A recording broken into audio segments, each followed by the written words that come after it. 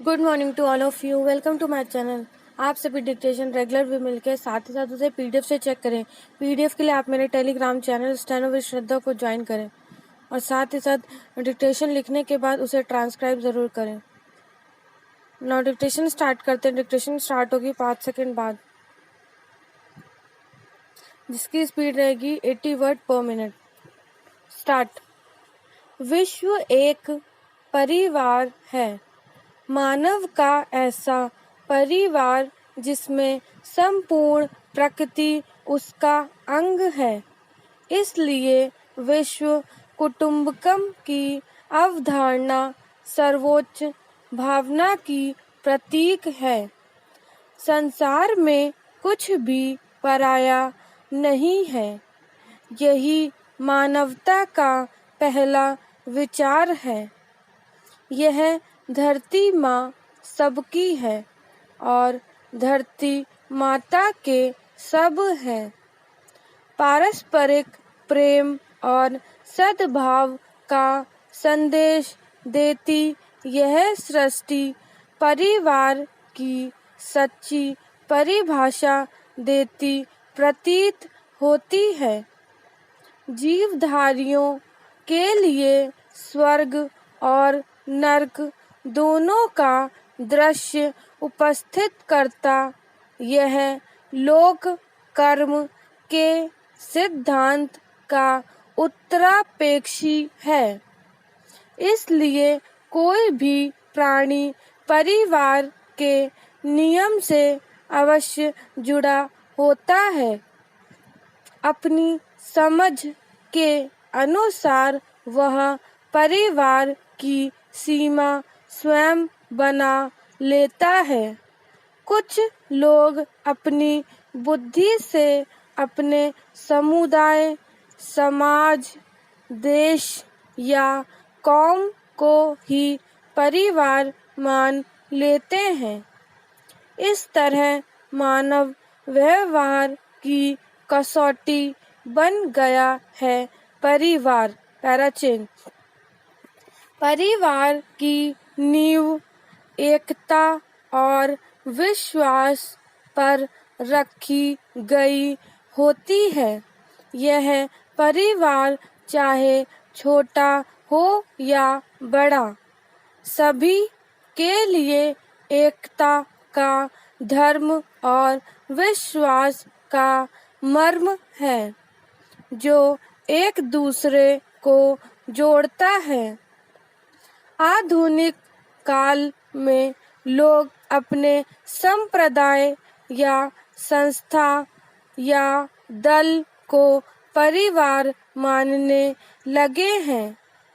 परिवार की मर्यादाओं को अपने हितों तथा मानसिकताओं से भी देखा जाने लगा है।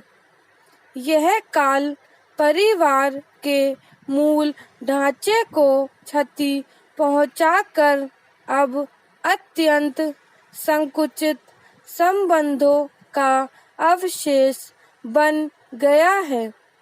परिवार की मूल धारणा लुप्त हो चुकी है। इसकी प्राण प्रतिष्ठा पुनः अपने महत्व को वापस स्थापित कर सकती है। पैराचेन।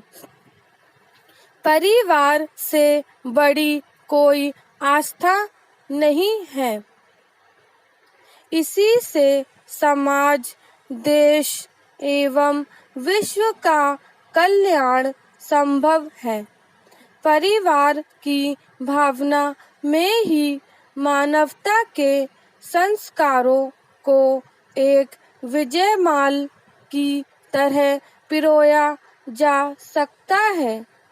प्राणी के जन्म से लेकर मृत्यु तक सबसे सुखद भावना सदैव परिवार की गहरी अनुभूति से सिंचित होती है। इसके बिना सांसारिक संवेदनाओं का अनुभव नहीं हो सकता। परिवार ही तो जीवन है। इसलिए परिवार है तो संसार है, वैसे ही संसार है तो परिवार है। स्टॉप। नेक्स्ट स्टार्ट होगी 5 सेकंड बाद, जिसकी स्पीड रहेगी 90 वर्ड पर मिनट। स्टार्ट। फेसबुक, इंस्टाग्राम और ट्विटर सरीखे सूचना संवाद एवं अभिव्यक्ति के डिजिटल प्लेटफॉर्म चलाने वाली कंपनियां भारत में किस तरह मनमानी करने पर आमादा हैं। इसका उदाहरण है उनकी ओर से सूचना प्रौद्योगिकी मंत्रालय द्वारा जारी दिशा निर्देशों का पालन करने से इनकार करना। इन दिशा निर्देशों के तहत इन कंपनियों को आपत्तिजनक सामग्री हटाने, शिकायत निवारण की व्यवस्था बनाने और सक्षम अधिकारियों के नाम पते देने को कहा गया था। स्थिति यह है कि किसी भी कंपनी ने किसी निर्देश का पालन करने की जरूरत नहीं समझी। यह देश के शासन और उसके नियम कानूनों की खुली अनदेखी का प्रमाण ही है कि ये कंपनियां शिकायतों के निपटारे के लिए अधिकारियों की नियुक्ति करने तक को तैयार नहीं।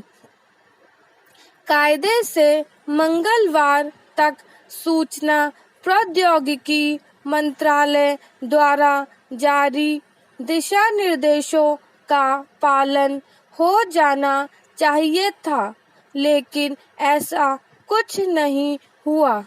इसका मतलब है कि डिजिटल प्लेटफॉर्म चलाने वाली कंपनियां टकराव के मूड में हैं। इसका संकेत इससे मिलता है कि उन्होंने यह बताने की भी जहमत नहीं उठाई कि वे ऐसा क्यों नहीं कर रही हैं। उनके पास ले देकर यही बहाना है कि वे अमेरिका स्थित अपने मुख्यालयों के निर्देश की प्रतीक्षा कर रही है। यह भारत सरकार की आंखों में धूल झोंकने की कोशिश के अलावा और कुछ नहीं, क्योंकि ये कंपनियां यूरोपीय देशों के समक्ष न केवल नतमस्तक हो जाती हैं, बल्कि उनके कानूनों के हिसाब से संचालित भी होती हैं। पैराचेन। इसका कोई औचित्य नहीं कि कोई विदेशी कंपनी भारत में काम करे, लेकिन भारतीय कानूनों का पालन करने से साफ इनकार करे।